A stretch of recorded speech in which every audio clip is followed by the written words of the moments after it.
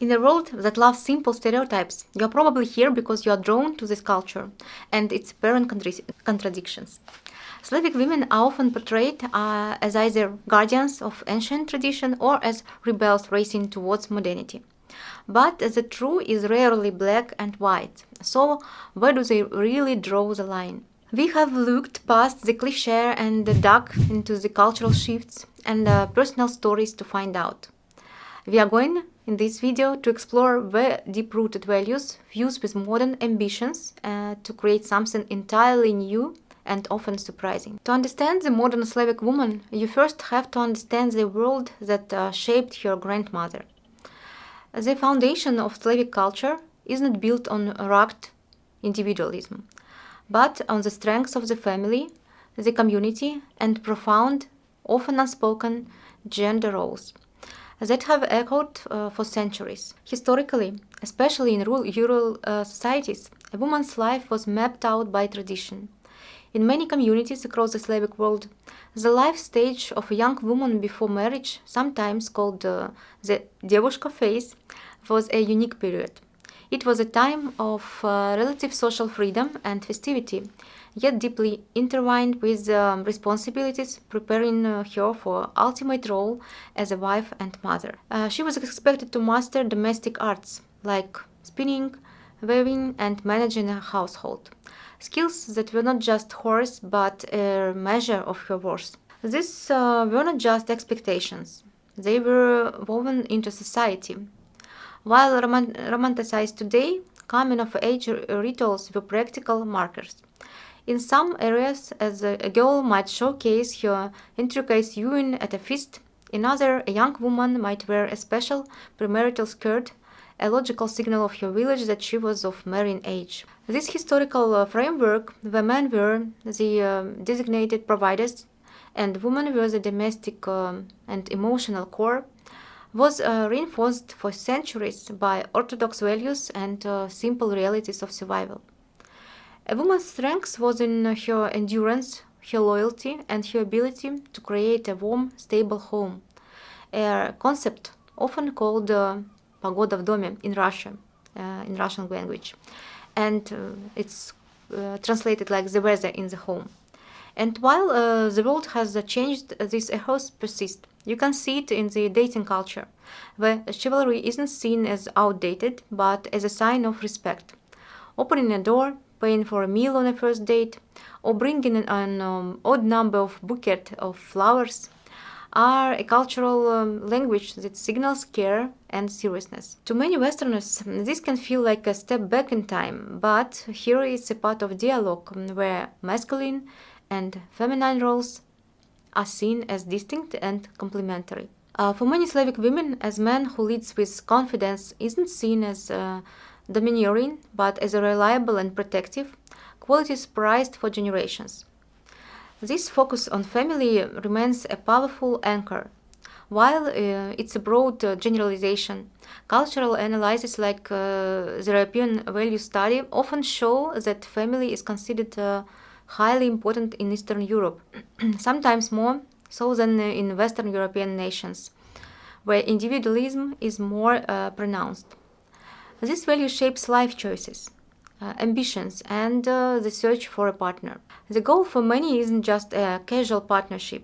It's finding a spouse and building a life, which is why dating is often approached with more seriousness than in many Western cultures. I have heard many times from my Western clients that Western women don't strive to have family so much, but our women, many of them dream about it. But this is only half of the story, because while these traditions provide a sturdy foundations, an equally powerful force has been reshaping the landscape. And now let's talk what is changing. How the rise of educated, ambitious women influences the modern dating culture and their wishes and their outlook on family and life. And let's look at the force that is radically challenging those traditional values and foundations. Education. In the post-Soviet era and accelerating into the 21st century, Slavic women haven't just entered higher education. They have started to dominate it. The numbers are pretty staggering. Across the European Union in 2024, The proportion of women aged 30 from 30 to 34 with a university degree was nearly 11 percentage points higher than for men. This trend is especially pronounced in the Slavic world. In Poland's capital region of Warszawskie Stolicy, for example, over 68 of young women aged from 25 to 34 held a tertiary degree in recent years. And while they don't lead the entire European Union, countries like Romania and Poland are standout performers with some of the highest shares of female graduates in STEM fields: science, technology, engineering, and math. As for Russia, the story is similar. Women have consistently made up the majority of students in higher education, comprising around 57% of the student body in recent years. This education translates directly into the workforce. The female labor force participation rate in Russia was about 55% in 2024, with women making up nearly 49% of the total labor force, a near even split. As for Ukraine, the numbers are almost the same, and the role of women is becoming even more important now because of the war. But this is where modern reality collides with traditional expectations, creating what's often called the double burden. While women are highly educated and work in demanding professions, the expectation to also be the primary manager of the household has not disappeared. Even in dual-income households, studies consistently show that women in the region perform a disproportionately high amount of domestic labor. This isn't a uniquely Slavic phenomenon, but it's deeply felt here when modern careers are laid onto resilient traditional framework. This pressure has fueled a new revelation of what a partnership should look like. Today, modern Slavic women are increasingly looking for an equal. While financial stability is still valued, it's often outranked by the demand for emotional intelligence, shared responsibilities, and mutual respect for a woman's career. The stereotype of the submissive housewife is being actively debunked by the women themselves. They are not abandoning the desire for a strong family, but they are rewriting the rules. They appreciate romantic gestures rooted in traditional chivalry, but they pair this with direct conversations about career goals and the practicalities of a shared life. It's a blend of old world romance and modern pragmatism. This is profoundly visible in Ukraine, where the ongoing war has tragically accelerated change in roles. As of early 2026, more than 75,000 women were serving in the armed forces of Ukraine, with over 5,500 on the front lines. They have filled jobs in male-dominated fields like heavy industry out of necessity. Yet, many Ukrainian women report that patriarchal mindsets persist, creating a stark contradictions. They are taking on immense responsibilities, earning money, caring for family, and navigating the daily traumas of war, while still contending with older stereotypes. And this is the great antithesis: a generation of women more educated and independent than ever, pushing against the boundaries of a culture that still holds powerful traditional expectations. So how does this all play out in love, marriage, and divorce? So we have the thesis of deep-seated tradition and the antithesis of explosive modernity. The most interesting part is this synthesis, the real-world balance that Slavic women are striking every day. This is where they draw the line not by choosing one side over the other, but by selectively blending the two. So let's start with dating. The rise of international dating is often clouded by stereotypes. It's true that international marriages are a significant phenomenon. For instance, in recent years, Poland has been a surge in marriages between Polish men and Ukrainian women.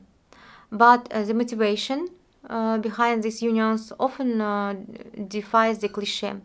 Many dating platforms claim the high percentage of their female Slavic users are seeking marriage. And while these numbers should be taken with a grain of salt, they point to a cultural tendency to view dating as a path to serious relationships and family. However, the modern mindset injects a crucial layer of pragmatism and, when necessary, a willingness to walk away. Divorce rates in the region tell a complex story. For example, in Russia, the ratio of divorces to marriages has been notoriously high, with some reports suggesting around 65 to 70 divorces for every 100 marriages, while short-term spikes in data have occasionally shown more divorces than marriages. This is not a consistent trend. What is consistent is that women are overwhelmingly the ones who initiate these separations, with some studies suggesting they file around 70% of the time. This isn't a rejection of marriage itself. Rather, it's a rejection of a partnership that fails to meet modern standards of respect and equality. A woman may enter a relationship with the traditional goal of building a family, but she will exit it with modern resolve if the partnership proves unhealthy or unsupportive. This is perhaps the clearest line being drawn, upholding the ideal of family, but not at the cost of your own dignity. Nowhere is the synthesis more apparent than in the balancing act between career and family. The double burden is a real challenge, but rather than forcing a choice between career and motherhood, many Slavic women are demanding a renegotiation of a family life. They are looking for partners who see domestic duties not as helping her out, but as shared responsibility often, in case she is also working on building her career. This has led to a fascinating blend of expectation. A woman might be a high-powered executive who expects her partner to be an equal parent. At the same time, she may still appreciate traditional forms of masculinity like chivalry and protective instinct. So she isn't being contradictory, and she is just more selective. She is curating her own blend of values, taking what she finds meaningful from traditional culture and fusing it with her modern ambitions. The gender pay gap adds another layer of complexity. While countries like Poland, Romania have some of the narrowest gender pay gaps in European Union, at around from 4 to 5% and 3 to 4% respectively, other nations like Czechia have wider gaps. In such countries like Ukraine, the gap has been estimated at around 25 to 30%.